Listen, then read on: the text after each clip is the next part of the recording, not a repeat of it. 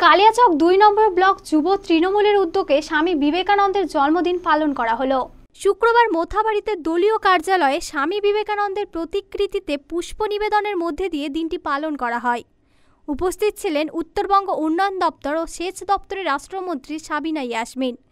এছাড়াও ছিলেন কালিয়াচক ২ নম্বর ব্লকের যুব তৃণমূল সভাপতি তৌহিদুর রহমান, কালিয়াচক ২ নম্বর ব্লকের তৃণমূল শ্রমিক সংগঠনের সভাপতি ফারুক আবদুল্লাহ প্রমুখ। যুব সমাজের প্রতীক স্বামী বিবেকানন্দের জন্মতিথি।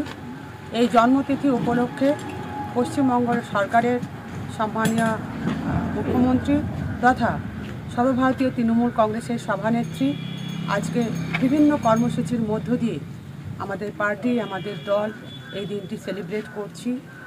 সকাল সকালই আমাদের বিশেষ করে যুব তৃণমূল কংগ্রেসের উদ্যোগে জেলা এবং ব্লকের বিভিন্ন জায়গায় বিভিন্ন কর্মসূচি নেওয়া হয়েছে।